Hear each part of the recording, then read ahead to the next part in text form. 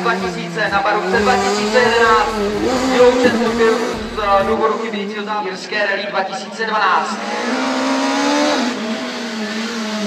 A uvidíme, jestli... A jak trošku dozadu. Takže máme tady Romana Krešku a Petra Grosse se Škodou Fabii z 2000. Samozřejmě to zachoval mistrovství světa. Takže doufám, že nám ukáže jezdič, ale ano, pěkný průjezd. Myslíme si, a který tohle je okruhový jezdec. Říkám upřímně, to není prostě okruhový jezdec na Barůvce.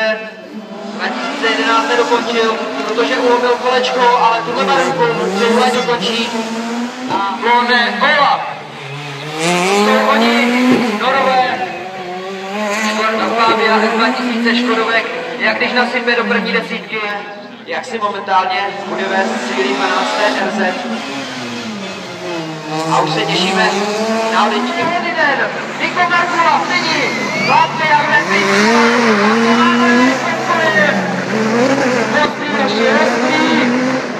třetí místo na mistrovství světa startoval 33krát.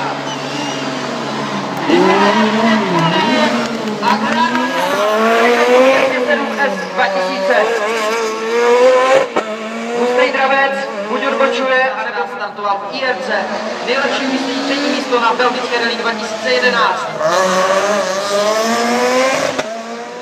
Startoval v mistrovství světa, to bych nevěřil, vypadá jako 16letý cucák, ale asi má odlítáno. A co předvede? Yes! Dravec! A to chce potom! Německá posádka, Škoda Fabie S2000, jak jsem říkal, do desítky, a když nasypeš těch Fabií na Barůvce 2000. To seriál. Tak, co nám předvede? No, a my tady máme 23. Což už je Trai Toshihiro, Oscar Dale, Japonec, 4. místo Akropolis Rally v roce 2000. To je nějaký tidek. 8krát startoval v IRC, ale umí za táčkou. Vláďu Barvíka a Gabrielka Pavla, Mitsubishi Lancer Evo 9, to jsou ty uprděné velké autáky. Na Barůvce je servisu profil Tako. Tak to je on, ten, co boduje ve své třídě obecní let. Mistrák, 4krát byl na stupní vítězů, 4krát startoval v IRC, takže to si zaslouží potlesk.